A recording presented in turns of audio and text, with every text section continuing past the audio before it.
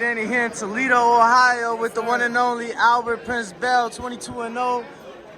Yo, top of the 130-pound division, you right there. You've been right there in the rankings. You back next weekend, man.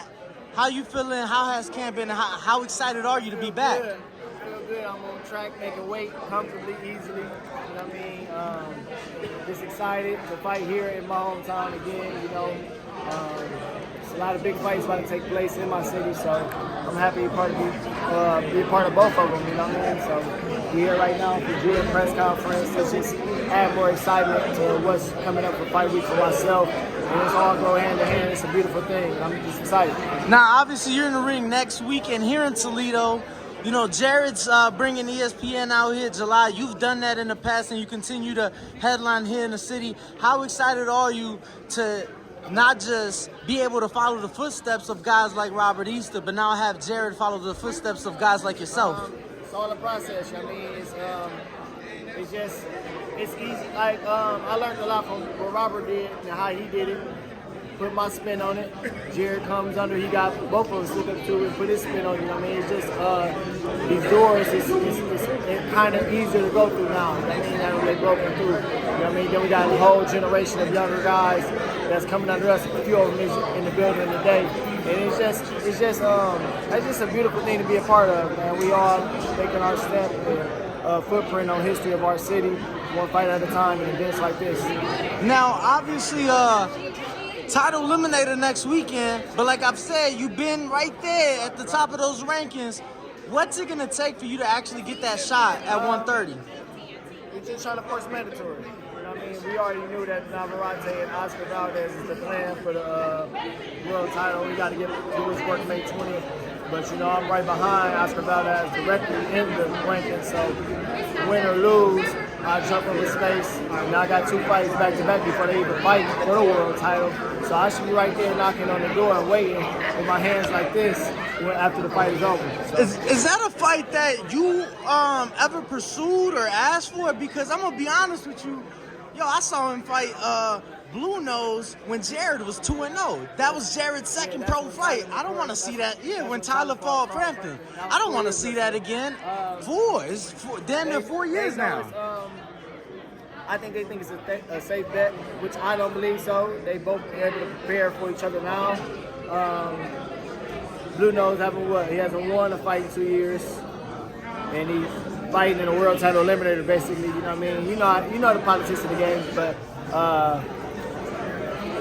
they're not gonna pursue me. But I'm definitely pursuing all of them. But like I said, it's just all a process. I got two more coming up back to back. Take care of this business next week. Let's talk about next week. Obviously, like you said, we're here for Jared for his press conference. But next week, it's a card full of Toledo fighters. You yourself headline. Tyler McQuarrie on the card. Who else should the fans be looking out for that is going to be on the card next Saturday? We have undefeated Antoine Jones, undefeated Wayne Lawrence, undefeated James Evans. We have Angelo Snow on there. We got Dave Craddock on there. We have former Olympian from Cleveland, Rainier Williams. Shamar Cannell. Shout out to Shamar. Signed to Devin Haney Promotions is on there. We got a full stack card here, you know what I mean? So it's gonna be fireworks for sure. Probably the most bang for your buck card you're gonna get, you know what I mean, on the local shop. Now, I feel like this is probably one of the loneliest sports, you get what I'm saying? One of the sports that you don't know what's really gonna happen next. It's kind of like every man for themselves in a way. I just wanted to ask you, you know, as a guy who's been in the sport for so long, how do you deal with everything in and out the ring? You know, I know recently losing your mother, want to give you, send my prayers and condolences for that. But I know I can only imagine how hard it is in a sport like this. How are you able to manage day in and day out? It just comes with being a fighter, you know what I mean?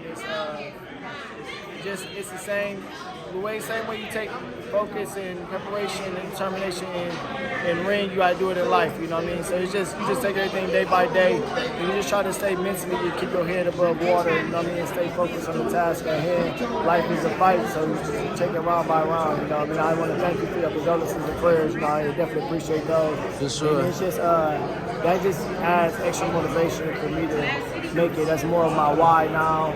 I always had whys, but now this is like probably the biggest one that I want to do this to become a world champion and make generational wealth and take care of my family and things like that for my mother. You know what I mean? Because she was one of the biggest supporters I had in my life from the time I started.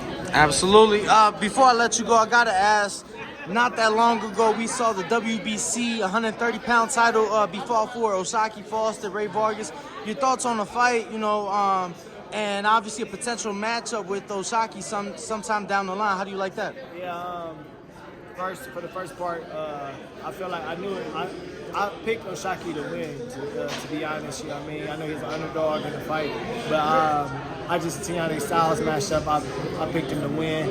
I think he boxed beautiful. Won pretty comfortable. I think he's a great boxer. As far as me fighting him, I would love to. You know what I mean? Rather I got to go. Whether he gets I guess a defense with him, I mean he defends against me, or I go get the world title at the WBO side and unify, whichever makes sense. But you know, I'm definitely open to any fights when it has the world title attached to it for sure.